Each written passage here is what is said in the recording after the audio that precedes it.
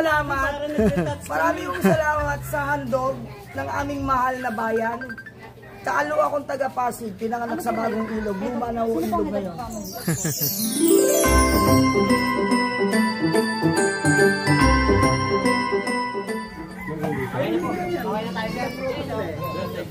Merry Christmas po. Merry Christmas. Subukan po natin sila hingay ng mensahe. Mayor Bico. Kayo po ba yung nakatanggap, sir? Opo.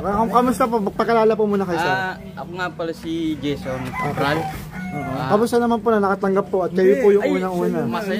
Masaya kami na nakatanggap po kami. Opo. Nagpapasalamat kami sa Pasig, kay Mayor, Congressman, kay Vice.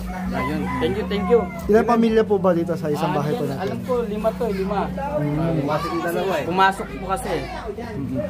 Thank you po, sir. Opo, thank you. Maraming salamat. Mayor. 31, Lote Aquino. Okay, sir, ano po ba yung mga dapat ihanda na makapasigayin niyo po natin dito po sa distribution ng pamasong handog? Yun, madali lang naman, ihanda lang nila yung Pasig Pass nila, yung QR code para mabigyan po sila ng pamaskong handog. Bawat pamilya naman po binibigyan natin. Ngayon, pag wala po sila sa bahay, mag-iwan po tayo ng uniform para makakuha rin po sa staging area o kaya pa iti-text na lang po sila. Okay, so ipipila pa nila yung form, tapos saan po nila dadalhin, sir?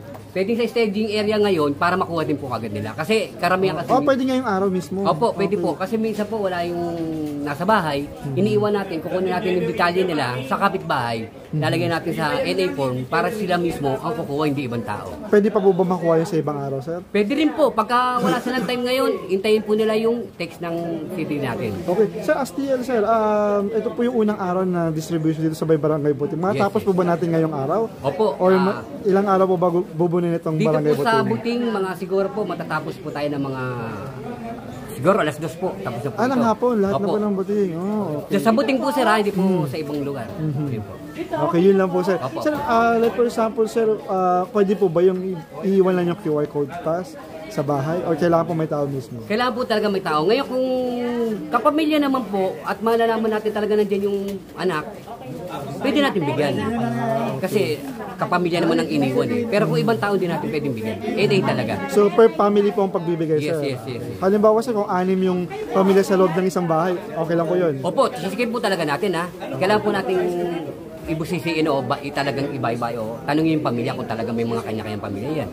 Kasi meron po talaga nagsasabi na 6 pero yung isa, wala palang asawa at anak. So iko-cover natin sa pamilya na yun. Okay. Sige po, maraming salamat po sa information, sir. Okay, salamat din po. Thank you po.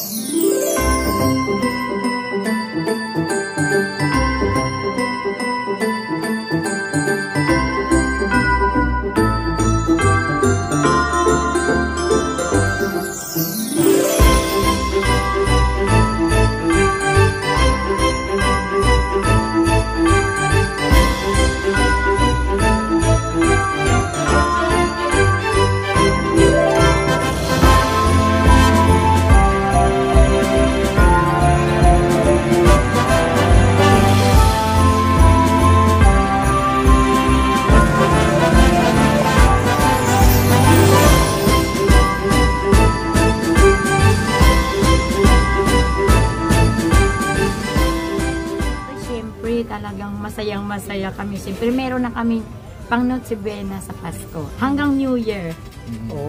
Siyempre, hati-hati naman kasi para wag ubos-ubos ang biyaya para sa susunod, meron ulit.